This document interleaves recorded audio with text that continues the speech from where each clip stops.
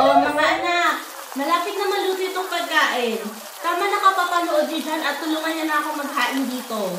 May, hindi ako pinapairam ni Jess. Inamber mo. Paano naman kasi ako naman? Bilis ka kasi. Huwag ka na mag-ila ko. Bilis ka na. Ay, nako! Kayong dalawa, wala na kayong bang ginawa kundi mag-away. Oh, ito, Sando. Magampasa na lang kayong dalawa dyan. Mahal, kumalma ka. Pagpasensya mo na yung mga bata at alam mo naman na sa'yo yun nagmana pagdating sa kakulitan. Nako, tigilan mo ako ha? Isa ka pa. Kayong dalawa, imbis na mag-aaway kayo sa kung anong panonoodin, manood na lang kayo ng balita. Ano yan? Bilis! Mama naman eh. Ayan, balitang panoorin ninyo nang may alam naman kayo sa kung anong nangyari sa mundo. Hindi yung puro icon sa pinakanood ninyo. Ayan.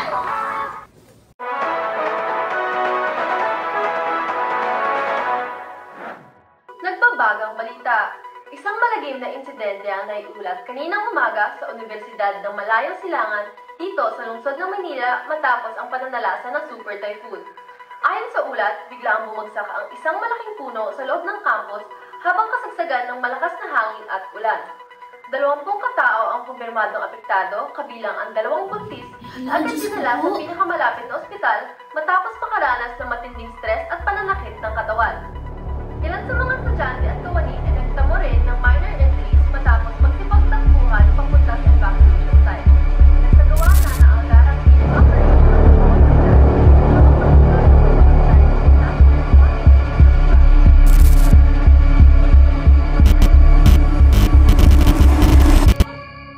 Rescuers, ready!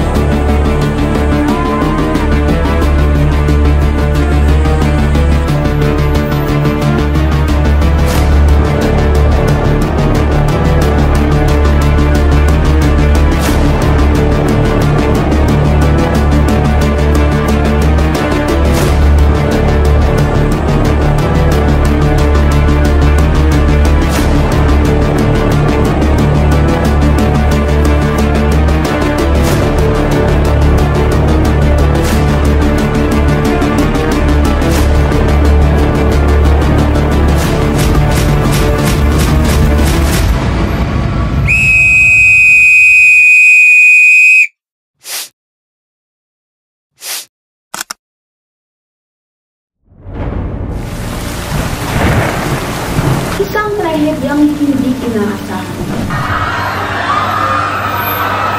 Isang nasubukan sa tapang ng bawat mama.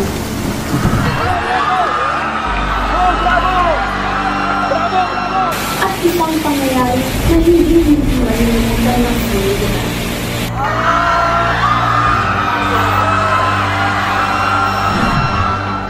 Sa loob lang ng isang oras, ang katahimikan ng isang paaralan ay napalitan ng sigawan.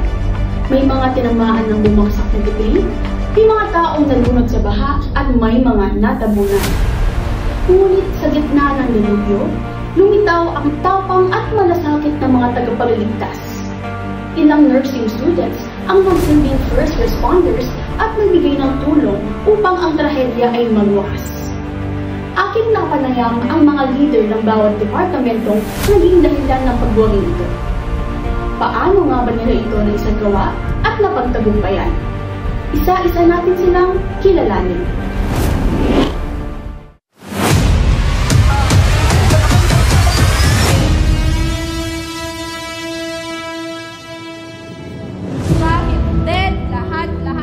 Kapag makita ako, magtatanong ako sa head. Sama siya sa editing ko sa amin eh. Okay, mali ka doon. Una.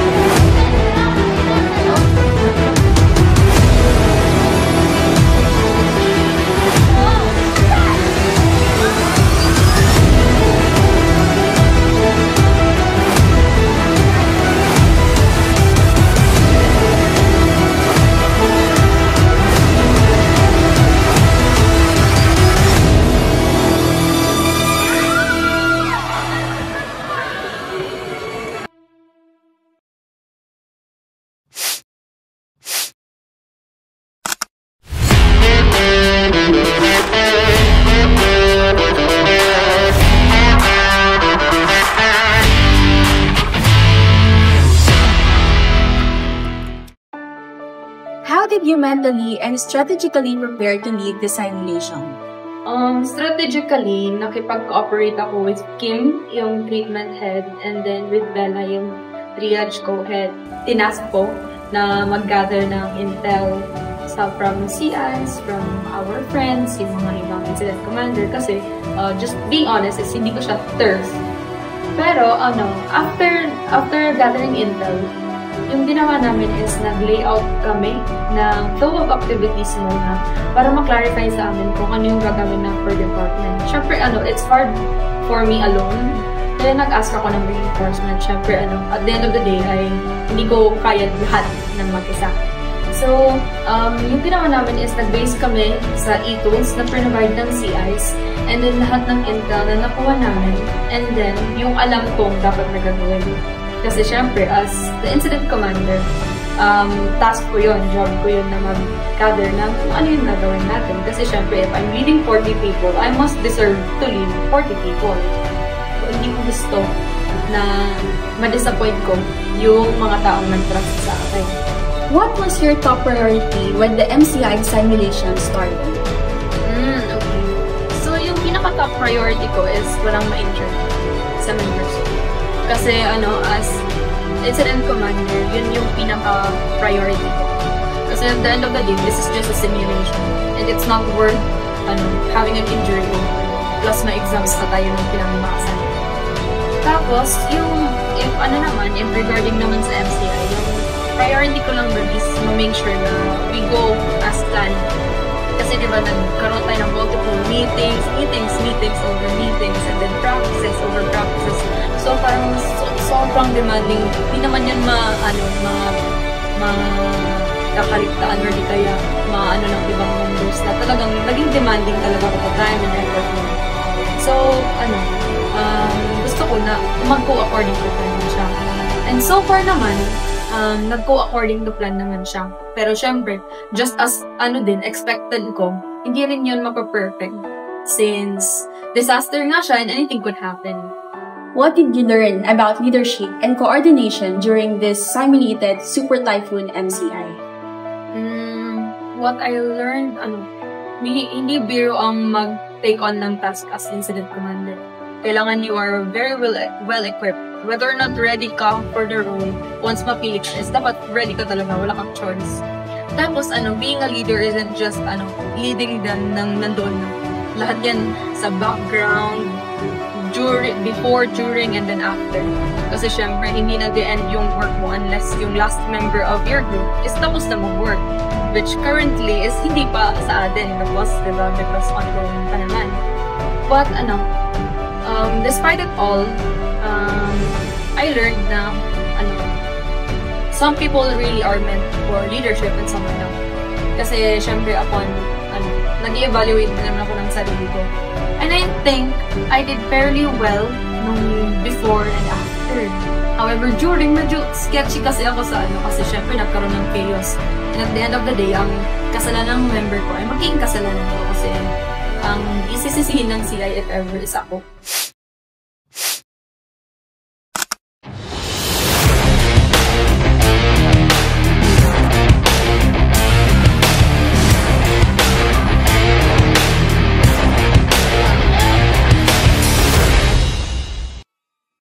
How did you prepare to perform triage in a fast-paced, simulated MCI setting?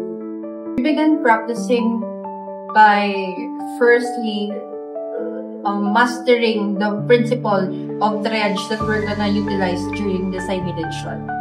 So there's a lot of principles in triaging, but for the simulation, we employ the start or jump start principle. Under the start or jump start principle, i-assess muna namin if the patient can walk. Then, we're gonna assess their respiration, perfusion, and mental status. So, nagkaroon kami ng quizzes every day since i-announce na yung MCI simulation. And for the last day ng aming practice, I presented printed situations kasi yun yung i-anticipate namin during the actual day ng simulation. And to have our members be familiar with the situation that we're gonna face, we have to imitate, syempre, kung ano yung makikita talaga nila. So, nag-enjoy akong mag-present ng printed situations sa members and then they're gonna categorize or they're gonna tell me kung anong color ng triage yung kinabibilangan ng victim na nila-describe sa situation. Of course, we had to practice triaging under 1 minute kasi yun yung need talaga, yun yung principle ng triaging. How did your team handle multiple victims coming in at once? On my part, as a second triage, we were expecting na talaga agad na yung mga dagsak ng victims is nasaan talaga. Kasi syempre, yung Formula Hot Zone pa lang, nagtatriage pa lang sila. Pero once na nag-transfer na sila papunta sa cold zone, doon na kami nagkaroon ng overwhelming situation since kami lang din dalawa nung kapartner ko, kami lang ni Angel yung na-assign doon sa triage. So, mas marami yung, mas mabigat yung responsibilities namin na to check or to reassess kung kailangan bang i-update yung mga triage log or to confirm na tama yung tinriage nung sa hot zone or yung first triage natin. Then, since ganun nga, we handle the situation by being more of staying by the book. Kung ano yung inaral namin, kung ano yung naunawaan namin, mga principles, yun yung in-apply namin sa situation na yun. And kami ni Angel, nung kapartner ko, nag-assign na kami kung sino ang sa red, sino ang sa green, sino ang sa yellow, at sino sa black. Para that way, hindi kami magkaroon ng duplications pag nag-document kami. What did you realize about the importance of quick judgment and calmness during triage? Since kaming triage team talaga yung pinakaunang ma-expose sa mga victims, sa amin nakasalalay yung maagang pag-assess and tamang pag-assess sa mga victims. Sa amin din nakasalalay kung anong type of treatment ba yung pwedeng gawin ng treatment team and kung itong specific victim na to is kailangan ba muna ng treatment or kailangan na agad i-transfer sa treatment zone or even sa ambulance. It's really important for us na maging calm. So, yun din naman talaga yung sinabi namin sa mga members namin. So, the day ng MCI talagang sinabi namin sa members na we trust you and that kung ano man yung maging result ng MCI is alam namin na ginawa natin yung best natin sa mga quizzes pa lang natin and sa mga practices or sa mga simulation din na ginawa namin. So, naging calm naman talaga kami and hindi kami na-pressure sa mga bystanders, sa mga CIs during the simulation day mismo. And thankfully, because of that, nakapag-assess naman kami ng maayos.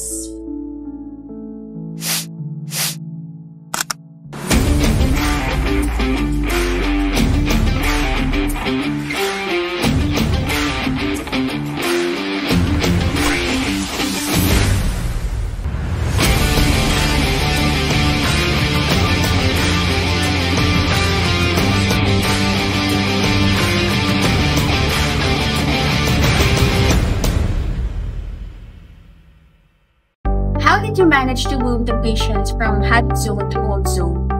So for that, we created an outline or a guide for our team so that we will know our responsibilities, which are to transfer the patient safely, efficiently, and swiftly.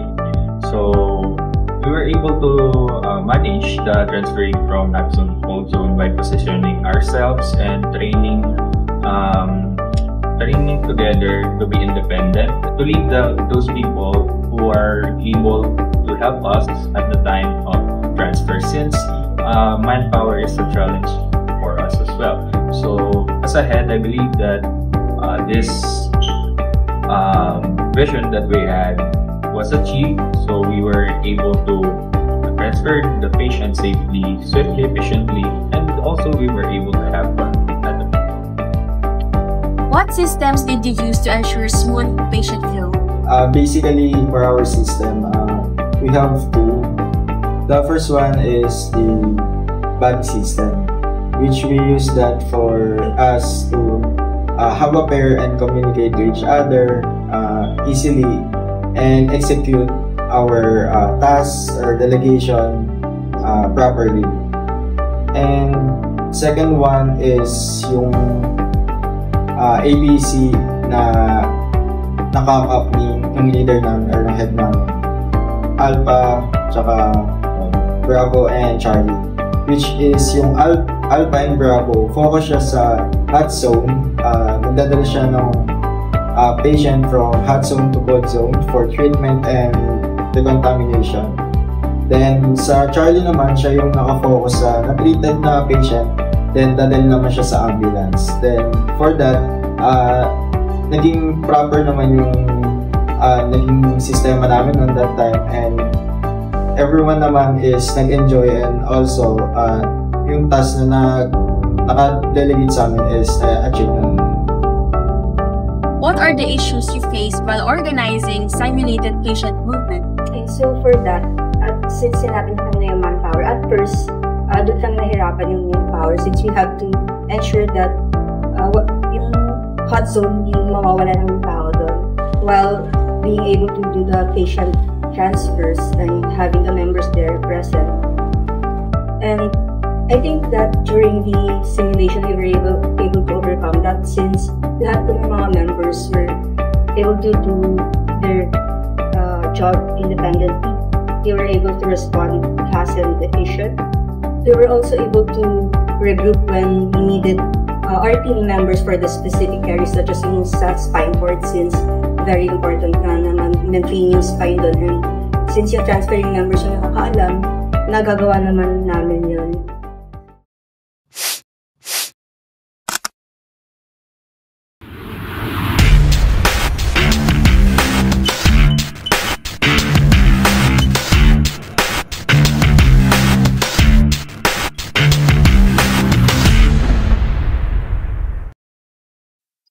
How did your team manage the treatment of patients with different simulated injuries? Okay, so during the simulation, there's actually two teams. The treatment team was subdivided into hot zone and then it's a cold zone. For the management, we actually try to prepare it in terms of actually preparing yung mga different na scenarios for with the different treatment. So in our case, since merong bandaging and CPR, nag-prepare kami ng different scenarios wherein mas accurately namin mag-prepare yung possible interventions na magagawa namin as treatment team. So during the simulation, for the cold zone, since more on ang daming napunta sa kanilang patient, inatid din namin yun in terms naman ng mga tagging ng patients. So kapag for example, sa mga red tag patients, mayroong 2 or 1 member na nag-manage. And most of the scenarios or mga naman na punta sa amin is kailangan namin bandaging or yung bandaging with splinting. So with that, na-try namin utilize or maximize lahat ng members na meron ng team para ma-provide lahat ng interventions.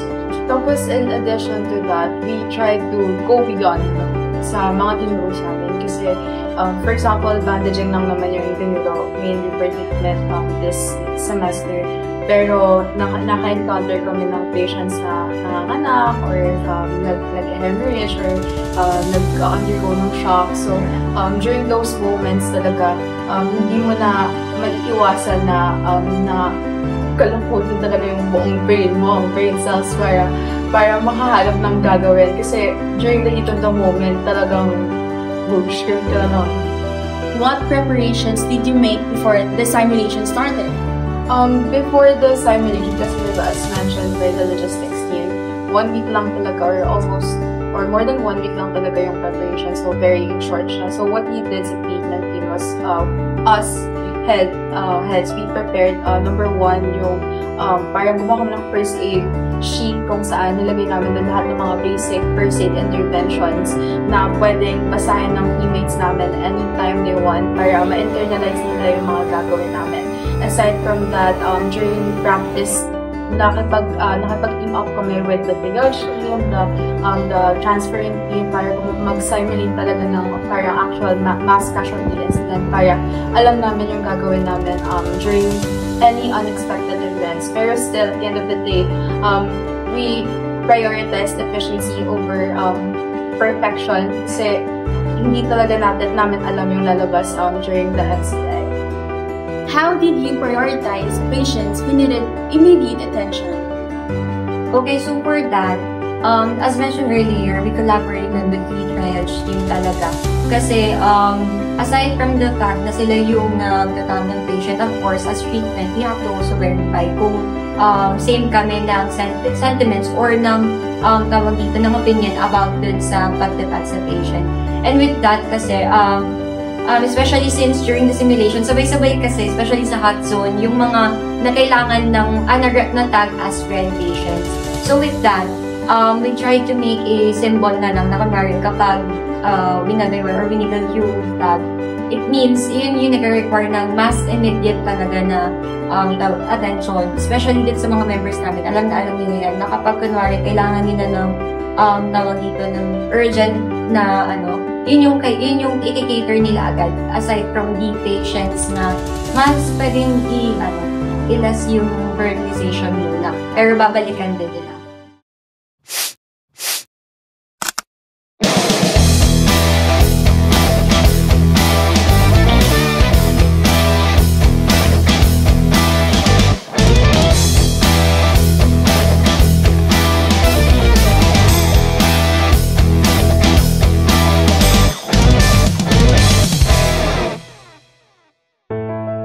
What was your main strategy for maintaining order in simulation area? Well, first of all, we prepared the map, an intricate map as explained by KE.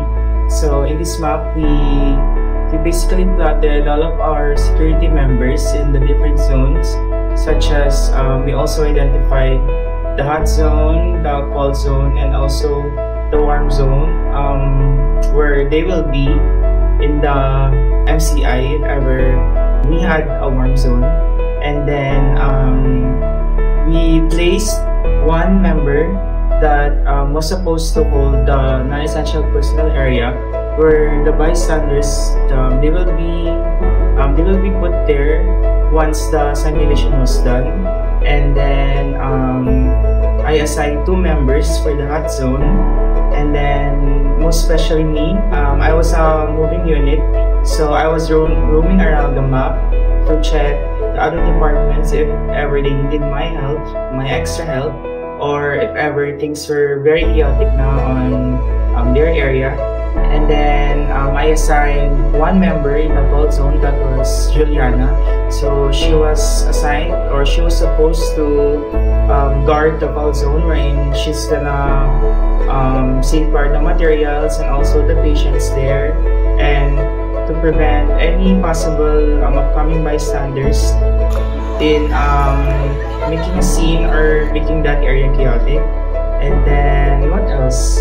I think we also did make use of the whistle, wherein we're gonna whistle once when they needed my help, and then they're gonna whistle 2 times when they needed other security members' help or the other full team members' help. And then lastly, we have this, let's say, an emergency whistle, wherein we're only gonna use this once the scene was very chaotic and we cannot really hold the bystanders enough. And yeah, I think that's about it. How did you enforce boundaries between departments and simulation zones? Since simula pa lang naman ang simulation, may mga planning na, as meeting with the heads and coaches, siguro nakatulong din yun para malaman yung mga roles at responsibilities ng each department. Tapos yung map din, nakatulong rin po saan nakapwesto yung security team, yung treatment and triage, yung transferring team, saka yung docu team din, saka yung logistics. And then, saka yung practice din ng MCI natin, nakatulong rin po sa talaga yung pwesto natin in real time ng MCI. Did any unexpected scenario arise, and how did you respond? Siguro yung unexpected scenario during the MCA is yung mga bystanders. Kasi di mo naman sure kung saan talaga sila lalabas o susulpot, at saka di mo din sure kung magiging aggressive ba sila or kung ano ba kukunin nila. Kunyari, magnanakaw ba sila sa mga treatment, yung mga materials nila, or maggugulo ba sila during na nagtatriage yung mga members. So, yung bystanders siguro. Tapos, yung pag-respond naman namin, yung mga secure naman namin is alam na nila yung gagawin nila. So, secure naman namin yung mga bystanders. And also to add, we were very thankful that there were no unexpected outcomes that happened in the simulation. We were very capable on estimating how many standards will be there. And honestly, we were expecting a lot more, but there was only 6 of them, and they were very tame. So, we didn't really had any problems at all.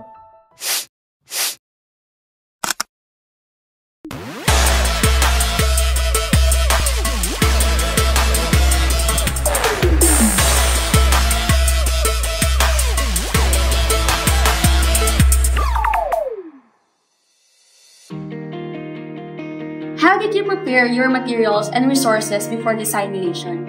Honestly, it's a very lengthy and hectic process since we were given at least only 1 week to prepare for the MCI. But of course, we tried to be strategic with it.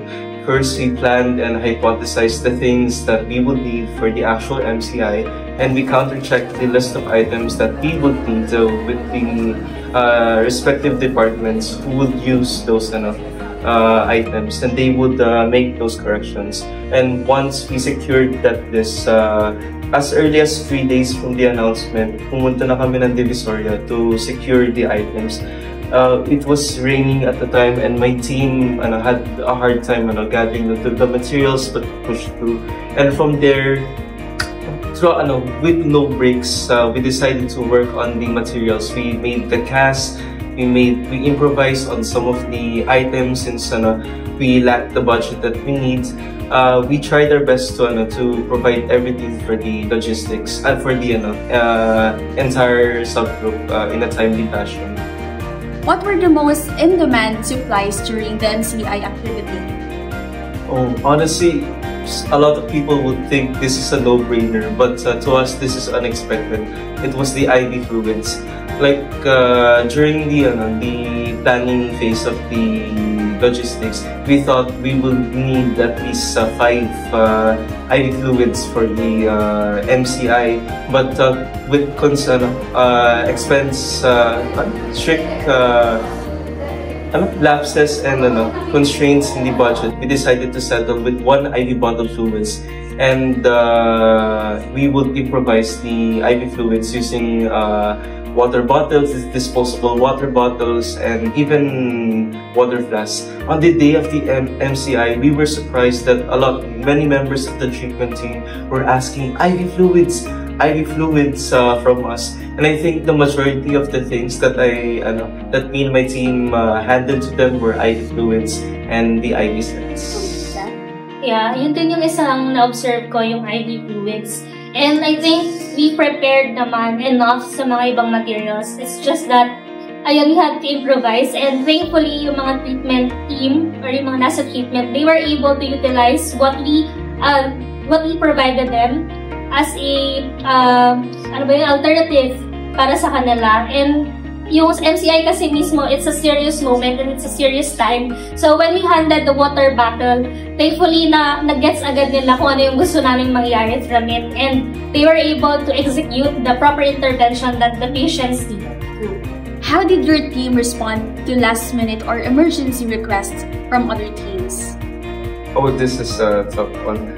Honestly, we thought to ourselves that whatever requests that the departments need, we just remind ourselves that everything they request, even if it's last minute, it's for the good of the entire MCI. Because if they lack the things that they need in the MCI, oh boy, we are screwed. So yeah, we decided, we just thought to ourselves that, hey, the team needs this, the entire subgroup needs this, we need to attend to their needs accordingly, and that their efforts will be paid off accordingly. And personally, hindi talaga madali mag-cater ng mga last-minute na request. And even yung mga request days before, hindi talaga siya madali cater. Lalo na yung mga kailangan na tomorrow, ganyan, kailangan na same day. Pero thankful talaga ako sa mga kasama ko din sa logistics kasi they have the initiative to really do works. And it's not that hard to work with them since lahat sila is really cooperative. And ayun nga, kagaya din ng nasabi ni Albert that it's part of our responsibilities as a logistic team. And I'm happy that I think we were able naman to really provide whatever they need.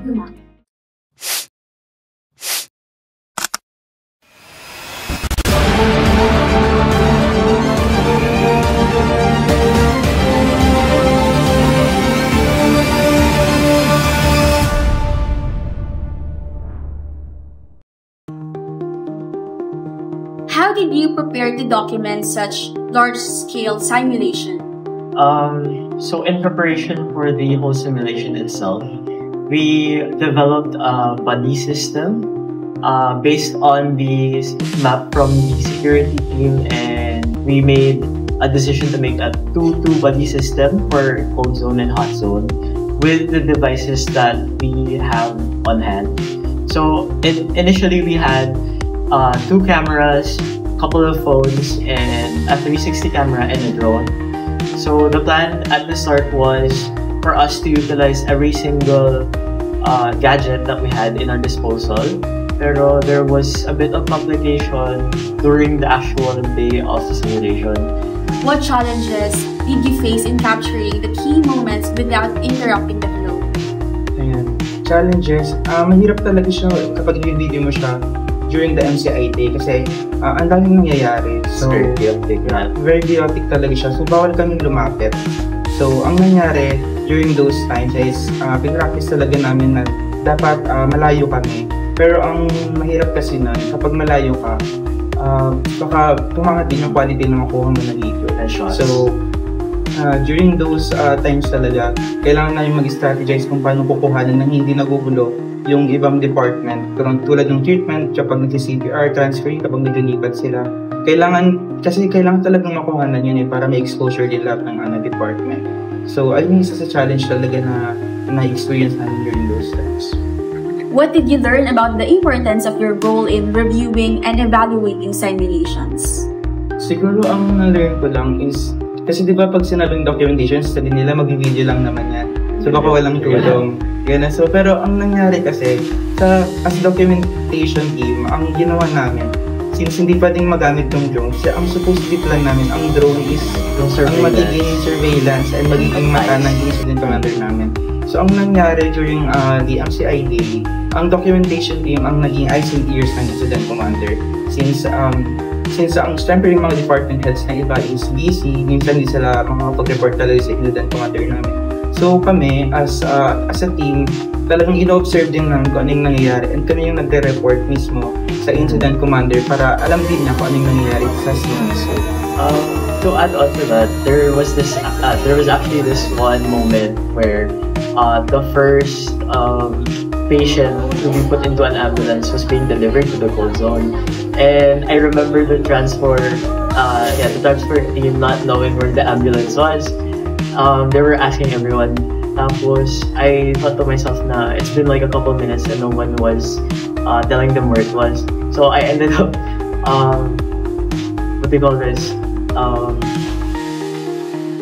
telling them instead myself na I had to take action towards it. Ang bawat leader ng mga departamento ay may sariling karanasan at kwento. Hindi man sila perpekto, ngunit saludo ako sa kanilang kakayahan at talino. Ako po si Tricia Galoso. Ito po ang Kapuso Mo, Tricia Galoso.